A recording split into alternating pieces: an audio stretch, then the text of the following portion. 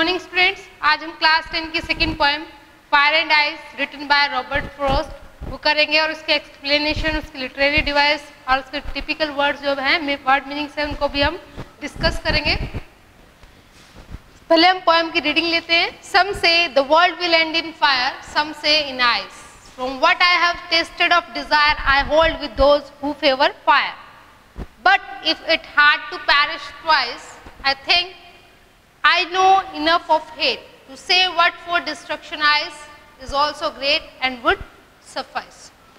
इस पोएम में पोएट ने फायर और ice, two opposite destructive forces को डिस्क्राइब किया है, टू ऑपोजिट थिंग्स को सिंबलाइज किया है। जो फायर है वो हमारे डिजायर को, ग्रीड को, लस्ट को, डिजायर्स और ग्रीड और लस्ट को सिंबलाइज कर रहा है, और जो आइस है वो हमारे हेट्रेड को डिस्क्राइब कर रहा है। पोएट इस पोएम में क्या कहना चाह रहा है? पोएट कह रहा है कि हमारे जो संसार का जो अंत है वो सिर्फ दो कारणों की वजह से है। वो जो दो कारण है वो क्या है? उसने इसमें बोला फायर और आइस, यानी कि एक तो हमारी अनंत जो इच्छाएं हैं वो है, और दूसरा है हमारे मन में दूसरों के प्रति जो नफरत है। ये जो दो कारण है वही हमारे क्या है, विनाश का क्या है, दो सबसे बड़े कारण है। विनाश कैसे? जब हम चीजों की, हमारी इच्छाएं, अनंत इच्छाएं बढ़ जाती है तो हमें कुछ अच्छा नहीं लगता, हम मटेरियलिस्टिक थिंग्स को ही क्या है, इंपॉर्टेंस देने लगते हैं, और जो हमारे जो आपस में रिलेशन है वो खराब है, क्योंकि हमारे अंदर नफरत ही इतनी बढ़ जाती है कि हम उन चीजों को पाने के लिए कुछ भी कर सकते हैं, और कुछ भी करेंगे तो क्या है, डिस्ट्रक्शन तो होगा ही होगा। जैसे कि हमने क्या है, वो न्यूक्लियर बॉम्ब एक्सप्लोजन देखा था हिरोशिमा और नागासाकी पे, जो उसमें क्या है अटैक हुआ था, न्यूक्लियर बॉम्ब एक्सप्लोजन, उसमें क्या था, वो हेट्रेड ही तो थी। हेट्रेड की वजह से तो इतनी सारी ह्यूमन जो कम्युनिटी थी उसका डिस्ट्रक्शन हो गया था, सब कुछ तबाह हो गया था। तो तब वो पोएट क्या कर रहा है, इन दो कारणों की वजह से ही फॉर श्योर क्या हमारे वर्ल्ड का एंड होगा, और डेफिनेट है वर्ल्ड का एंड होना। तो हम पोएम पढ़ते हैं। Some say the world will end in fire, some say in ice. Poet यहाँ पर लोगों की ओपिनियन की बात कर रहा है कि कुछ लोग क्या कहते हैं कि जो वर्ल्ड है उसका एंड किसमें होगा, फायर की वजह से। फायर मतलब डिजायर्स की वजह से, ग्रीड की वजह से, लस्ट की वजह से, and some say in ice. और कुछ लोग क्या कह रहे हैं कि आइस की वजह से, आइस मतलब हेट्रेड की वजह से। दोनों ही बात से पोएट एग्री है। From what I have tasted of desire, यहाँ पे I have tasted मतलब जो उसने जाना है, जो उसको ज्ञान प्राप्त है, जो उसके एक्सपीरियंस है, ठीक है। What he has known, जो उसने जाना है, जो उसके एक्सपीरियंस है, पोएट्स एक्सपीरियंस, ठीक है। वो क्या है, पोएट के एक्सपीरियंस के according desire. From what I have tasted of desire, के जितना कि मैं डिजायर्स, इच्छाओं के बारे में जो मैंने जाना है, I hold with those who favor fire, मैं उनका साथ देता हूँ जो कि कह रहे हैं कि फायर, मैं उनके भी साथ जो कि ये कह रहे हैं कि फायर की वजह से, यानी कि हेट्रेड की वजह से वर्ल्ड का एंड हो गया। यानी कि पोएट दोनों ही बातों से सहमत है। उन लोगों के साथ भी सहमत है जो कह रहे हैं कि आइस की वजह से डिस्ट्रक्शन होगा, और उन लोगों के साथ भी सहमत जो कि कह रहे हैं फायर की वजह से डिस्ट्रक्शन, क्योंकि दोनों ही कोज है। But if it had to perish twice, लेकिन पोएट बात करे, अगर बात की जाए कि वर्ल्ड का जो अंत है वो दो बार होगा, दो बार विनाश होगा वर्ल्ड का, तो perish मतलब यहाँ पे क्या है, एंड। कह रहे हैं अगर वर्ल्ड का एंड दो बार होना है तो I think I know enough of it, क्या मुझे लगता है, मैं जानता हूँ कि जो हेट्रेड है वो काफी है, सफिशिएंट है वर्ल्ड के अंत के लिए।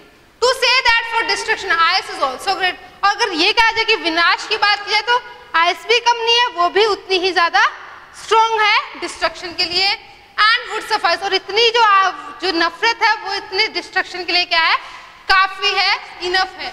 सम से, तो इस पोएम को फिर देखते हैं। Some say the world will end in fire, some say in ice. From what I have tasted of desire I hold with those who favour fire, but if it had to perish twice, I think I know enough of it to say that for destruction ice is also great and would suffice. Poet यहाँ पे दोनों ही बातों को compare कर रहा है कि हमारी इच्छाएं अगर अनंत बढ़ती जा रही है, बहुत ज्यादा, एक के बाद एक इच्छा मटेरियलिस्टिक थिंग इसके पीछे हम भागना शुरू कर देते हैं, तो हम लोगों से छिड़ना शुरू कर देते हैं। तो दोनों ही फैक्टर यहाँ पर आ गए कि हमारे डिजायर्स क्या है, हमारे डिस्ट्रक्शन का मेन रीजन है। तो ये जो पोएम है ये क्या है कि it's a bleak poem. Bleak poem क्या होती है? That brings that highlights human beings talent for self destruction. जो कि ब्लीक पोएम वो होती है जो रूखेपन को, जो कि ये डिस्क्राइब करता है कि ह्यूमन बीइंग अपने डिस्ट्रक्शन के खुद में ही टैलेंट है ह्यूमन बीइंग में, कि वो अपने डिस्ट्रक्शन के लिए खुद ही अपने आप ही उसकी प्रेपरेशन कर लेता है। The poem is a work of eschatology. Eschatology क्या होता है? कैटोलॉजी, कैटोलॉजी मीन्स क्या होता है? Writing about the end of the world, यानी कि जिसमें वर्ल्ड के एंड के बारे में लिखा जाता है। Eschatology means writing about the end of the world and possesses two possible cause of that, जिसमें वर्ल्ड के एंड के बारे में लिखा, जिसमें दो जो मेन कारण हैं, जो पॉसिबल संभव जो रीजन है वर्ल्ड के एंड के, उनके बारे में जो लिखा जाता है उसको बोलते हैं स्कैटोलॉजी। ठीक है, तो ये जो पोएम है it's a work of eschatology and it's a bleak poem which highlights human beings talent for self destruction. जो कि क्या हाईलाइट करता है, किसको हाईलाइट कर रहा है? जो ह्यूमन बीइंग का जो खुद का जो टैलेंट है खुद का डिस्ट्रक्शन करने के लिए, उसको हाईलाइट कर रहा है।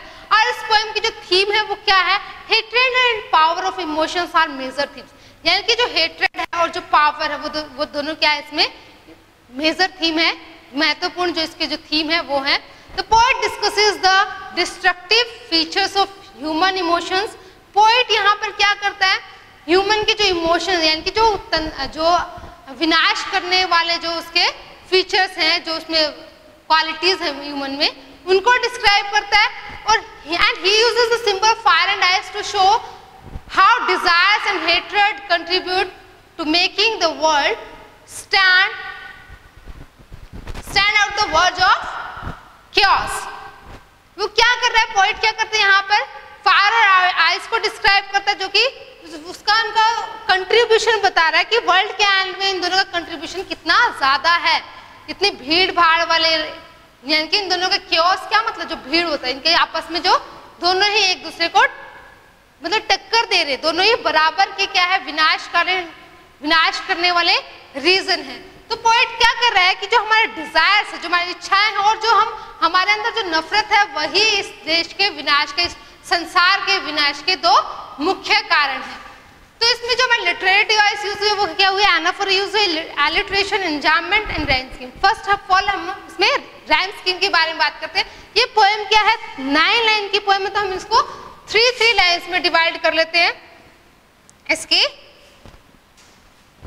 1 2 3 3 लाइन में डिवाइड कर लेते हैं और इसकी राइम स्कीम देखते हैं। राइम स्कीम को आपको पहले बताया, जो लास्ट वर्ड है उनके जो साउंड होती है वो देखते हैं। तो फर्स्ट और थर्ड, फोर्थ, इन तीनों लाइन क्या है? ए। ठीक है, फायर, डिजायर, फायर, सेम आ रही है। Second ice, twice and ice, इनमें क्या है? बी। ठीक है, फिर क्या आ गया हमारा? हेट, ग्रेट,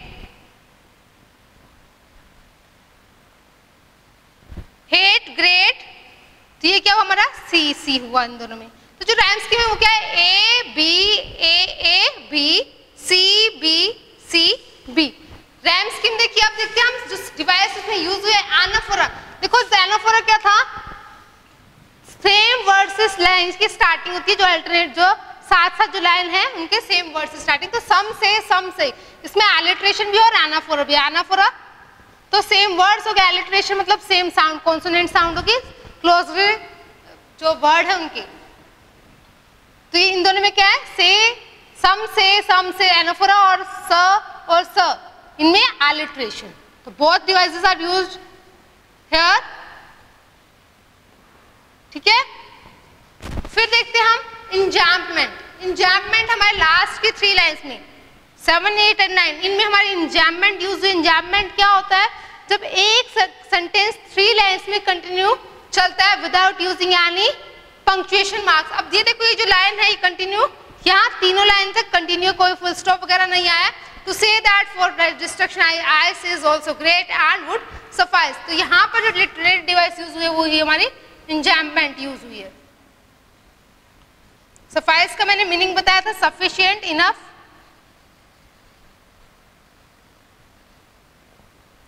ठीक है, राइम स्कीम डिस्कशन हो गया। अब आती है हमारे एजोनेंस, जो लिटरेरी डिवाइस यूज है। एजोनेंस का आपको पता होगा जिसमें वोवल साउंड प्रोमिनेंट होती है, vowel sound is prominent here. तो यहां पर जो वोवल साउंड हो गया will, in fire, will end in fire, यहां पर आए और आए। ठीक है, विल एंड इन फायर, यहां पर क्या हुआ, आए साउंड प्रोमिनेंट है, ये मिडल में भी हो सकती है, स्टार्ट में भी और एंड में। तो यहाँ पर मिडल में है, यहाँ पे स्टार्ट में, यहाँ पे फिर मिडल में है। जहां पर आई साउंड प्रोमिनेंट है यानी कि वोवल साउंड प्रोमिनेंट है, तो यहाँ पे जो डिवाइस यूज हुई वो ये हमारी assonance. Assonance literary device is use. अब यहाँ पर हम कॉन्सोनेंस की भी बात करें, 4 और 6 लाइन में भी हमारी एजोनेंस है, चेक करते हैं 1 2 3 4। I hold with those who favor fire, those who hold with fire। इसमें I और O, यहां पर I और यहां पर O, I और O साउंड क्या है, प्रोमिनेंट है। तो यहां पर भी हमारी जो लिटरेरी डिवाइस यूज हुई वो क्या है, हमारी एजोनेंस लिटरेरी डिवाइस यूज हुई है। 6 लाइन में भी देख लेते हैं। I think I know enough of hate. I think I know, no यहां पर ओ, ऑफ का भी ओ, तो यहां पे भी आई और क्या है, आई और ओ साउंड यहाँ पे क्या है, प्रोमिनेंट है। तो यहाँ पर भी हमारी जो लिटरेरी डिवाइस यूज हुई है वो हमारी एजोनेंस लिटरेरी डिवाइस यूज हुई है। अब हम करते हैं कॉन्सोनेंस लिटरेरी डिवाइस। कॉन्सोनेंस में क्या होता है, जिसमें कॉन्सोनेंट साउंड प्रोमिनेंट होती है, तो वो हम देखते हैं कौन सी लाइन में यूज हुई है, विद दोज, विद दोज। यहाँ पे जो TH, इसमें देखो दोनों डिवाइस यूज हो गई है, इसमें एजोनेंस भी और कॉन्सोनेंस भी। एजोनेंस तो आई और ओ के साउंड की वजह से, और कॉन्सोनेंस TH जो द के साउंड है उसकी वजह से हमारी कॉन्सोनेंस लिटरेरी डिवाइस यूज हुई है। ठीक है, अब यहाँ पर जो हमने लिटरेरी डिवाइस पे डिस्कशन कर लिया, जो डिफिकल्ट वर्ड मीनिंग्स थे वो भी देख लिया, और पोएम का हमने एक्सप्लेनेशन भी पढ़ी। पोएम की एक्सप्लेनेशन क्या थी कि 2 मेजर कोज हैं हमारे वर्ल्ड की डिस्ट्रक्शन के लिए, जो कि क्या है, हमारे डिजायर्स और हमारे जो हेट्रेड है वो। और उसको पोएट ने किसके साथ कंपेयर किया, डिजायर और हेट्रेड को फायर और आइस के साथ। ठीक है, थैंक यू स्टूडेंट्स। अगर आपको कोई डाउट हो तो आप कमेंट सेक्शन में मेंशन करना, I will clear all your doubts.